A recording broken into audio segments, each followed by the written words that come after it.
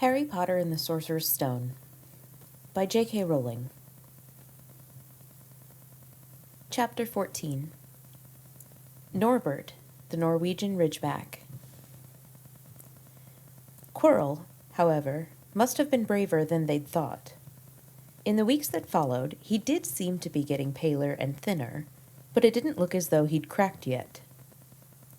Every time they passed the third-floor corridor, Harry, Ron, and Hermione would press their ears to the door to check that Fluffy was still growling inside. Snape was sweeping about in his usual bad temper, which surely meant that the stone was still safe. Whenever Harry passed Quirrell these days, he gave him an encouraging sort of smile, and Ron had started telling people off for laughing at Quirrell's stutter. Hermione, however, had more on her mind than the Sorcerer's Stone. She had started drawing up study schedules and color-coding all her notes. Harry and Ron wouldn't have minded, but she kept nagging them to do the same. "Hermione, the exams are ages away." 10 weeks, Hermione snapped. "That's not ages. That's like a second to Nicholas Flamel." "But we're not 600 years old," Ron reminded her. "Anyway, what are you studying for? You already know it all." "What am I studying for? Are you crazy? You realize we need to pass these exams to get into second year? They're very important. I should have started studying a month ago. I don't know what's gotten into me." Unfortunately, the teachers seemed to be thinking along the same lines as Hermione. They piled so much homework on them that the Easter holidays weren't nearly as much fun as the Christmas ones. It was hard to relax with Hermione next to you reciting the 12 uses of dragon's blood or practicing wand movements. Moaning and yawning, Harry and Ron spent most of their free time in the library with her, trying to get through all their extra work. "I'll never remember this," Ron burst out one afternoon, throwing down his quill and looking longingly out of the library window. It was the first really fine day they'd had in months. The sky was a clear, forget-me-not blue, and there was a feeling in the air of summer coming. Harry, who was looking up Dittany in 1,000 Magical Herbs and Fungi, didn't look up until he heard Ron say, "Hagrid, what are you doing in the library?" Hagrid shuffled into view, hiding something behind his back. He looked very out of place in his moleskin overcoat. "Just lookin'," he said, in a shifty voice that got their interest at once. "And what are you lot up to?" He looked suddenly suspicious. "You're not still looking for Nicholas Flamel, are you?" "Oh, we found out who he is ages ago," said Ron impressively. "And we know what that dog's guarding. It's a sorcerer's Shh!" Hagrid looked around quickly to see if anyone was listening.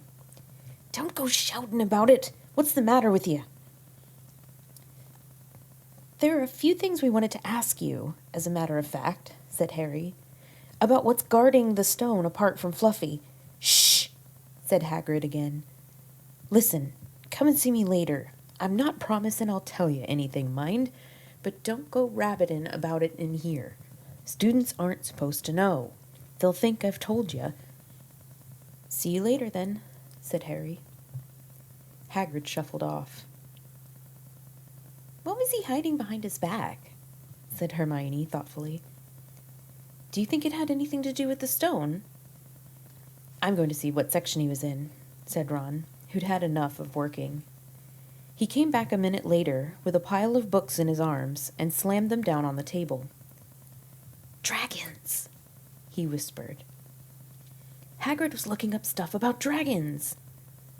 "Look at these. Dragon species of Great Britain and Ireland. From Egg to Inferno, a Dragon Keeper's Guide." "Hagrid's always wanted a dragon. He told me so the first time I ever met him," said Harry. "But it's against our laws," said Ron. "Dragon breeding was outlawed by the Warlocks' Convention of 1709. Everyone knows that. It's hard to stop muggles from noticing us if we're keeping dragons in the back garden. Anyway, you can't tame dragons. It's dangerous. You should see the burns Charlie's got off wild ones in Romania. But there aren't dragons in Britain, said Harry. Of course there are, said Ron. Common Welsh green and Hebridean blacks. The Ministry of Magic has a job hushing them up, I can tell you. Our kind have to keep putting spells on muggles who've spotted them to make them forget. So what on earth's Hagrid up to? Said Hermione. When they knocked on the door of the gamekeeper's hut an hour later, they were surprised to see that all the curtains were closed. Hagrid called, "Who is it?" before he let them in, and then shut the door quickly behind them.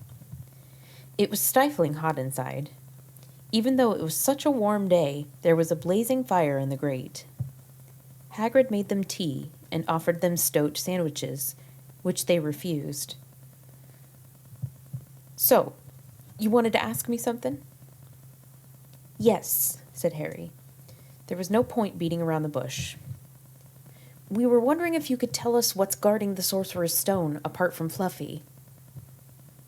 Hagrid frowned at him.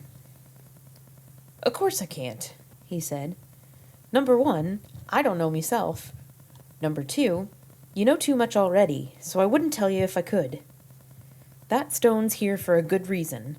It was almost stolen out of Gringotts. I suppose you've worked that out and all. Beats me how you even know about Fluffy."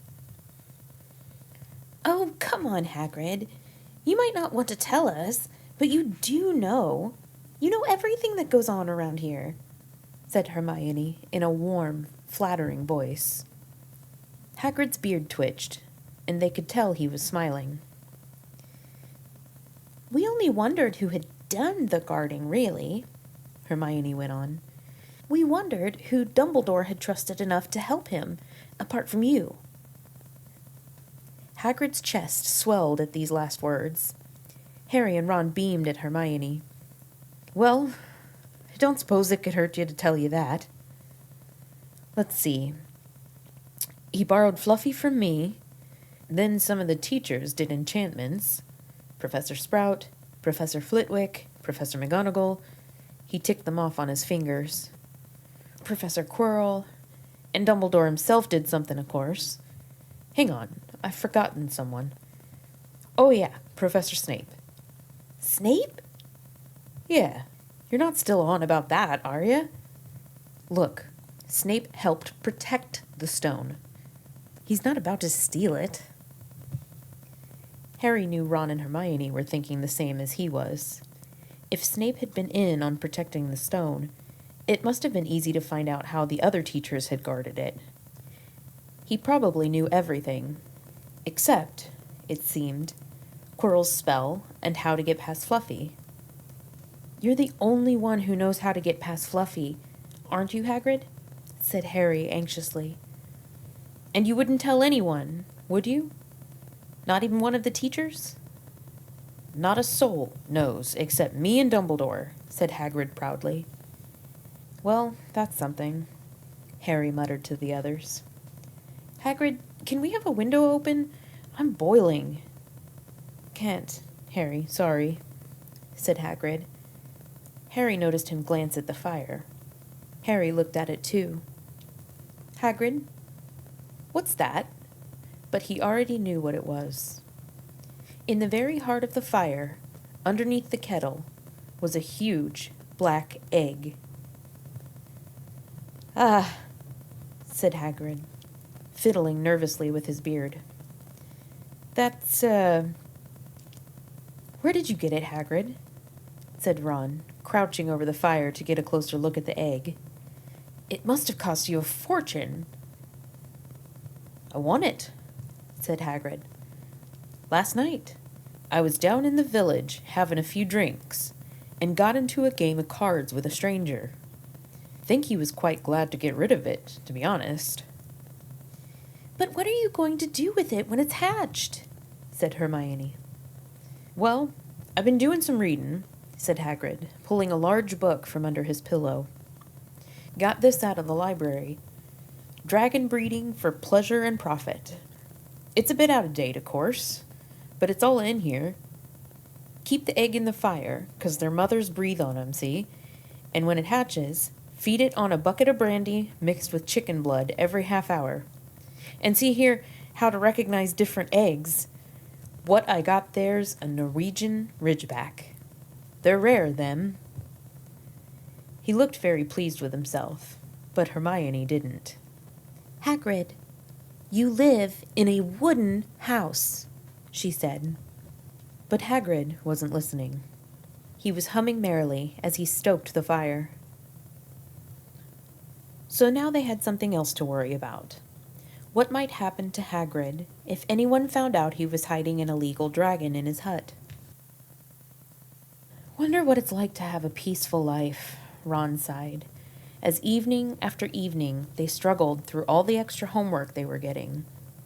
Hermione had now started making study schedules for Harry and Ron, too. It was driving them nuts. Then, one breakfast time, Hedwig brought Harry another note from Hagrid. He had written only 2 words. "It's hatching."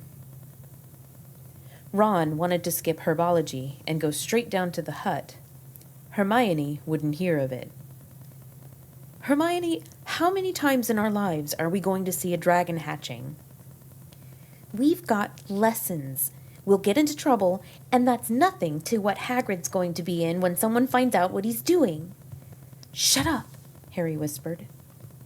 Malfoy was only a few feet away, and he had stopped dead to listen. How much had he heard? Harry didn't like the look on Malfoy's face at all. Ron and Hermione argued all the way to herbology, and in the end, Hermione agreed to run down to Hagrid's with the other 2 during morning break. When the bell sounded from the castle at the end of their lesson, the 3 of them dropped their trowels at once and headed through the grounds to the edge of the forest. Hagrid greeted them, looking flushed and excited. "It's nearly out." He ushered them inside. The egg was lying on the table. There were deep cracks in it. Something was moving inside. A funny clicking noise was coming from it. They all drew their chairs up to the table and watched with bated breath. All at once there was a scraping noise, and the egg split open. The baby dragon flopped onto the table. It wasn't exactly pretty. Harry thought it looked like a crumpled black umbrella. Its spiny wings were huge compared to its skinny jet body. It had a long snout with wide nostrils, the stubs of horns, and bulging orange eyes. It sneezed. A couple of sparks flew out of its snout. "Isn't he beautiful?" Hagrid murmured. He reached out a hand to stroke the dragon's head. It snapped at his fingers, showing pointed fangs. "Bless him. Look, he knows his mummy," said Hagrid. "Hagrid," said Hermione, "how fast do Norwegian Ridgebacks grow, exactly?" Hagrid was about to answer when the color suddenly drained from his face. He leapt to his feet and ran to the window. "What's the matter?" Someone was looking through the gap in the curtains. "It's a kid. He's running back up to the school." Harry bolted to the door and looked out. Even at a distance, there was no mistaking him. Malfoy had seen the dragon. Something about the smile lurking on Malfoy's face during the next week made Harry, Ron, and Hermione very nervous. They spent most of their free time in Hagrid's darkened hut, trying to reason with him. "Just let him go," Harry urged. "Set him free." "I can't," said Hagrid. "He's too little. He'd die." They looked at the dragon. It had grown 3 times in length in just a week. Smoke kept furling out of its nostrils. Hagrid hadn't been doing his gamekeeping duties because the dragon was keeping him so busy. There were empty brandy bottles and chicken feathers all over the floor. "I've decided to call him Norbert," said Hagrid, looking at the dragon with misty eyes. "He really knows me now. Watch. Norbert, where's Mommy?" "He's lost his marbles," Ron muttered in Harry's ear. "Hagrid," said Harry loudly, "give it 2 weeks, and Norbert's going to be as long as your house. Malfoy could go to Dumbledore at any moment." Hagrid bit his lip. I know I can't keep him forever, but I can't just dump him. I can't." Harry suddenly turned to Ron. "Charlie," he said. "You're losing it too," said Ron. "I'm Ron, remember?" "No, Charlie. Your brother Charlie. In Romania, studying dragons. We could send Norbert to him. Charlie can take care of him and then put him back in the wild." "Brilliant," said Ron. "How about it, Hagrid?" And in the end, Hagrid agreed that they could send an owl to Charlie to ask him. The following week dragged by. Wednesday night found Hermione and Harry sitting alone in the common room, long after everyone else had gone to bed. The clock on the wall had just chimed midnight when the portrait hole burst open. Ron appeared out of nowhere as he pulled off Harry's invisibility cloak. He had been down at Hagrid's hut, helping him feed Norbert, who was now eating dead rats by the crate. "It bit me," he said, showing them his hand, which was wrapped in a bloody handkerchief. "I'm not going to be able to hold a quill for a week. I tell you, that dragon's the most horrible animal I've ever met. But the way Hagrid goes on about it, you'd think it was a fluffy little bunny rabbit. When it bit me, he told me off for frightening it. And when I left, he was singing it a lullaby." There was a tap on the dark window. "It's Hedwig," said Harry, hurrying to let her in. "She'll have Charlie's answer." The 3 of them put their heads together to read the note. "Dear Ron, how are you? Thanks for the letter. I'd be glad to take the Norwegian Ridgeback, but it won't be easy getting him here. I think the best thing will be to send him over with some friends of mine who are coming to visit me next week. Trouble is, they mustn't be seen carrying an illegal dragon. Could you get the Ridgeback up to the tallest tower at midnight on Saturday? They can meet you there and take him away while it's still dark. Send me an answer as soon as possible. Love, Charlie." They looked at one another. "We've got the invisibility cloak," said Harry.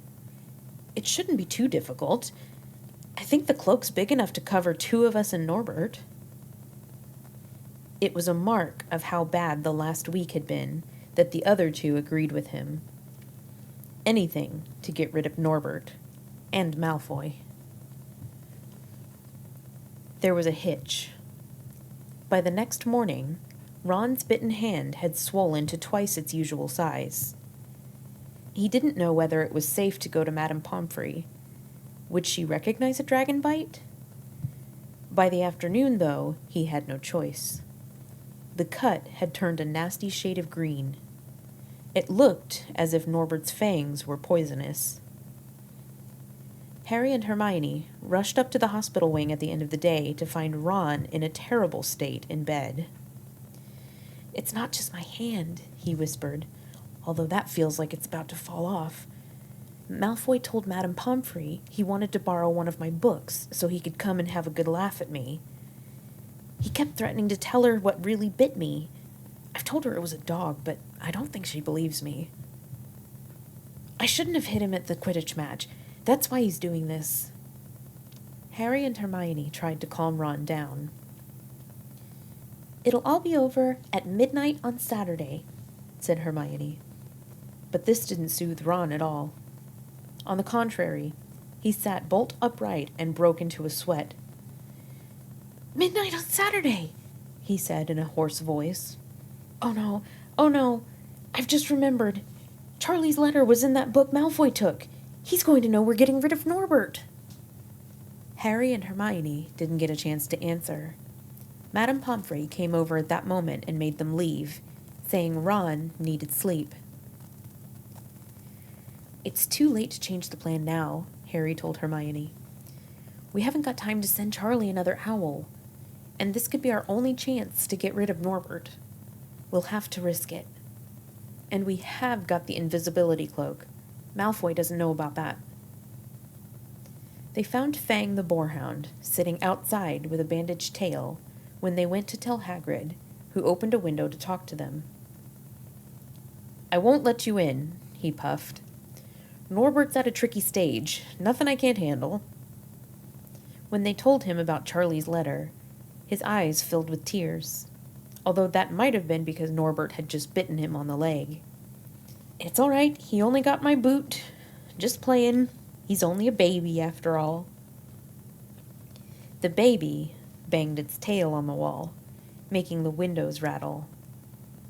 Harry and Hermione walked back to the castle, feeling Saturday couldn't come quickly enough. They would have felt sorry for Hagrid when the time came for him to say goodbye to Norbert, if they hadn't been so worried about what they had to do. It was a very dark, cloudy night, and they were a bit late arriving at Hagrid's hut because they had to wait for Peeves to get out of their way in the entrance hall, where he'd been playing tennis against the wall. Hagrid had Norbert packed and ready in a large crate. "He's got lots of rats and some brandy for the journey," said Hagrid in a muffled voice. "And I've packed his teddy bear in case he gets lonely."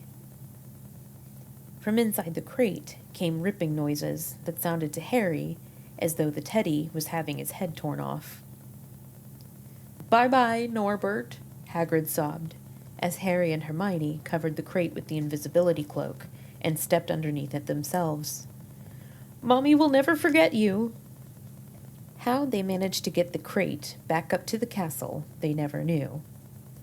Midnight ticked nearer as they heaved Norbert up the marble staircase in the entrance hall and along the dark corridors. Up another staircase, then another. Even one of Harry's shortcuts didn't make the work much easier. "Nearly there," Harry panted, as they reached the corridor beneath the tallest tower. Then a sudden movement ahead of them made them almost drop the crate. Forgetting that they were already invisible, they shrank into the shadows, staring at the dark outlines of two people grappling with each other 10 feet away. A lamp flared.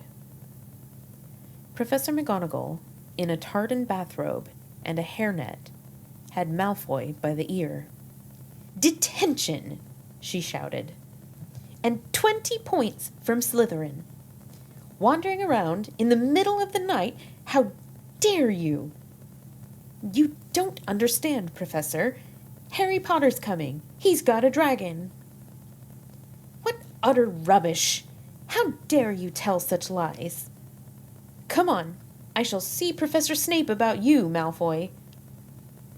The steep spiral staircase up to the top of the tower seemed the easiest thing in the world after that. Not until they'd stepped out into the cold night air did they throw off the cloak, glad to be able to breathe properly again. Hermione did a sort of jig. "Malfoy's got detention! I could sing!" "Don't," Harry advised her. Chuckling about Malfoy, they waited, Norbert thrashing about in his crate. About 10 minutes later, 4 broomsticks came swooping down out of the darkness. Charlie's friends were a cheery lot. They showed Harry and Hermione the harness they'd rigged up, so they could suspend Norbert between them. They all helped buckle Norbert safely into it, and then Harry and Hermione shook hands with the others and thanked them very much. At last, Norbert was gone. They slipped back down the spiral staircase, their hearts as light as their hands, now that Norbert was off them. No more dragon. Malfoy in detention. What could spoil their happiness? The answer to that was waiting at the foot of the stairs. As they stepped into the corridor, Filch's face loomed suddenly out of the darkness. "Well, well, well," he whispered. "We are in trouble." They'd left the invisibility cloak on top of the tower.